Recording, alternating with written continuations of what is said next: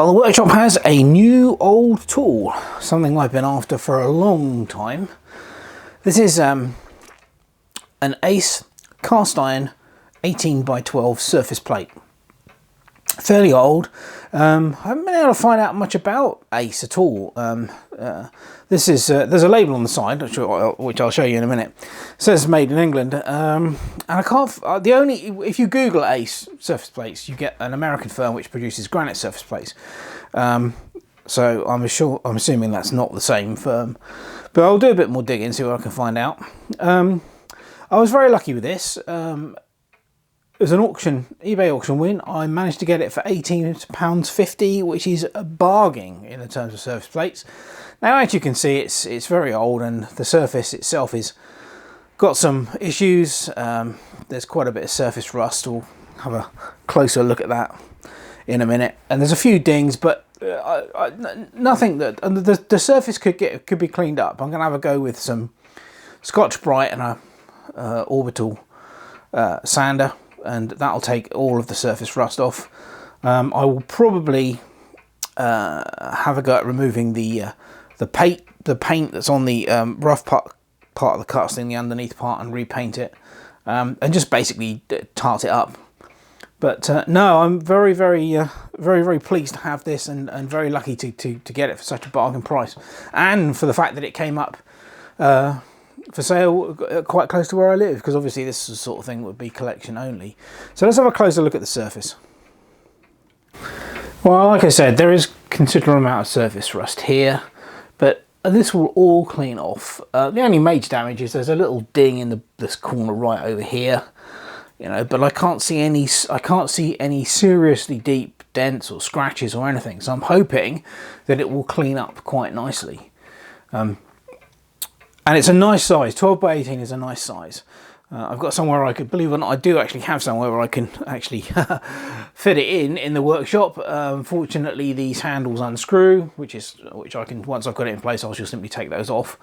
But yeah, it's a very nice bit of kit. There's a quick close-up of the label.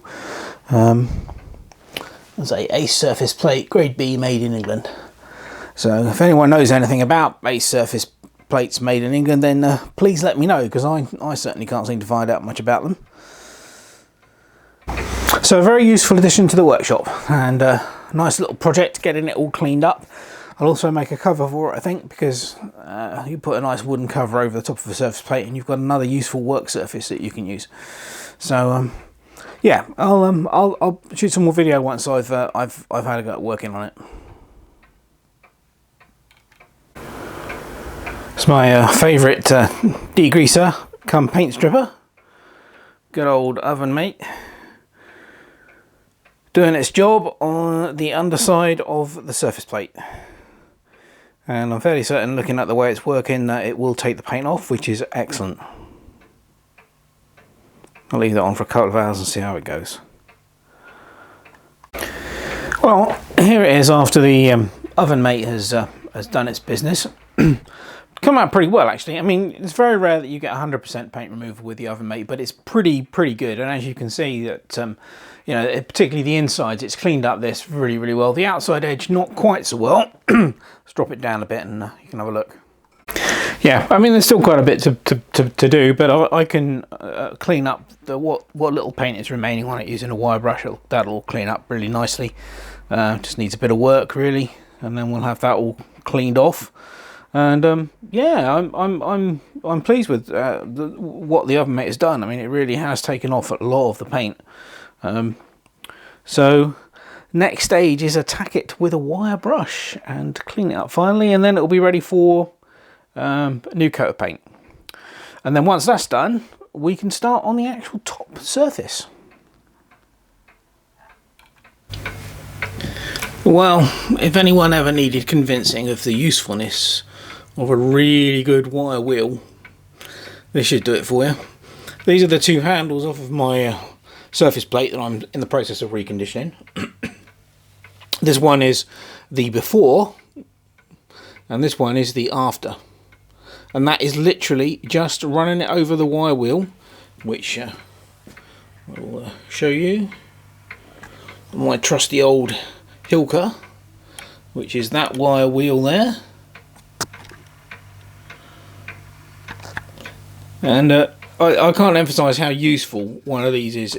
I mean, it gets used almost as much as the lathe does. It is one of the most useful power tools I've actually got, that wire wheel. Absolutely brilliant for cleaning stuff up. So there you go. If you haven't got one in your workshop, you need to get one. Well, I've spent about an hour going over it with various different size wire brushes, and it's come up very nice indeed. I'm quite pleased with this.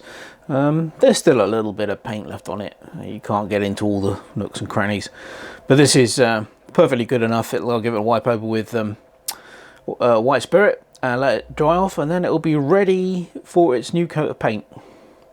I'm probably going to paint it the same colour as I did my Craftsman drill press, because I still got some of that paint left, and I found that that paint was very, very good. That's Rust-Oleum, very, very good on the Craftsman. So hopefully it'll be equally as good on here. Yeah, that's the next job. Get it painted. Well, the paint's on, and it's looking pretty good.